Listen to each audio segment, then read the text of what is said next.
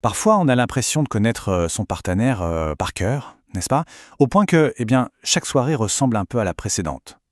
Si c'est le cas, pas de panique, ce n'est absolument pas une fatalité. Il existe en fait un concept psychologique assez étonnant pour justement raviver cette flamme.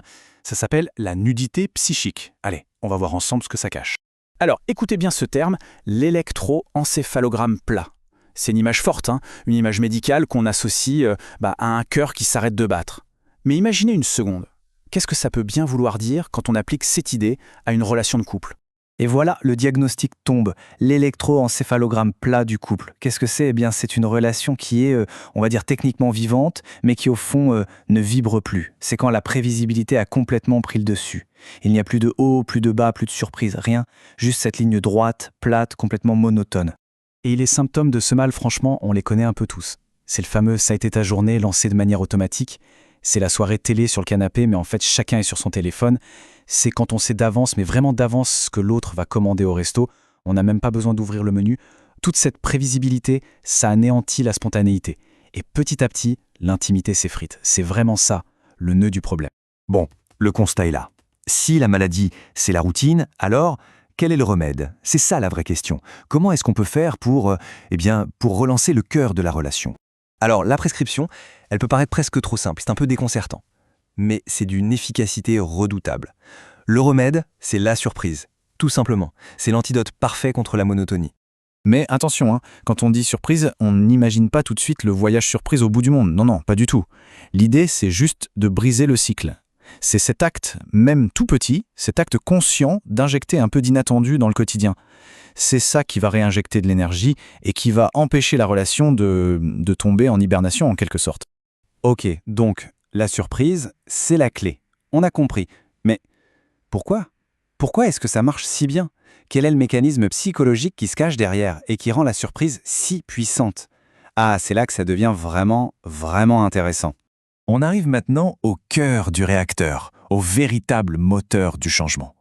Et ce moteur, il porte un nom un peu intrigant. On l'appelle la nudité psychique. C'est un concept qui cache toute la magie de la surprise.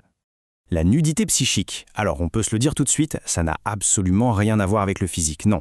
C'est une mise à nu de l'esprit. Et c'est quelque chose de bien plus intime et au final de bien plus puissant.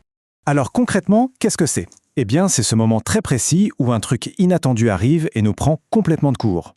Et là, d'un coup, toutes nos défenses, nos habitudes, nos petites réponses toutes faites, paf, tout ça tombe. On n'a tout simplement pas le temps de mettre notre fameux masque social. Et ce qui ressort à ce moment-là, c'est notre réaction la plus brute, la plus pure, la plus authentique. Le processus en lui-même, il est hyper simple mais terriblement puissant.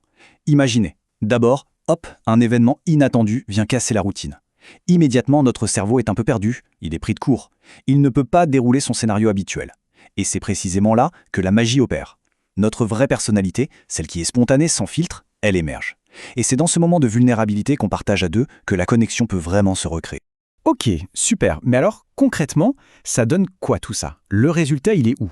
Eh bien, le but ultime de cette fameuse nudité psychique, il est finalement assez simple, c'est de permettre une reconnexion. Mais attention, pas n'importe laquelle. Une reconnexion qui soit vraiment profonde et surtout authentique. Et là, la transformation peut être radicale. On passe vraiment d'une relation qui tourne en pilote automatique à un souffle nouveau. La routine s'efface pour laisser la place à l'authenticité. Et la prévisibilité, qui peut être rassurante, c'est vrai, mais tellement ennuyeuse à la longue, elle est remplacée par une reconnexion pleine de vie. C'est, en quelque sorte, un vrai redémarrage du système. D'ailleurs, il y a cette expression que je trouve magnifique, reconnecter en fréquence d'intimité. C'est tellement juste, c'est exactement ça. La routine, c'est un peu comme des parasites sur une radio. Ça crée des interférences, on ne se capte plus très bien. Et la surprise, elle agit comme le bouton qui permet de retrouver la bonne station, la bonne fréquence. Elle permet de vibrer à nouveau sur la même longueur d'onde et de s'entendre, vraiment. Et c'est là que réside toute la magie du truc. En voyant cette réaction pure, non filtrée, de l'autre, tout d'un coup, on ne voit plus seulement le partenaire du quotidien, on revoit la personne surprenante, drôle, peut-être même touchante des premiers jours. En fait, on se redécouvre. Et c'est ce regard neuf, posé l'un sur l'autre, qui va resserrer le lien bien plus fort que n'importe quelle habitude. Du coup, la question finale, c'est celle-ci. Pas besoin, on l'a dit, de sortir le grand jeu ou le feu d'artifice. Non, juste un tout petit grain de sable dans la machine si bien huilée de la routine. Alors, quelle pourrait être cette minuscule surprise qui pourrait, peut-être dès aujourd'hui, créer ce petit moment de vérité, ce moment d'authenticité. Et qui sait, peut-être tout changer. C'est une bonne question à se poser.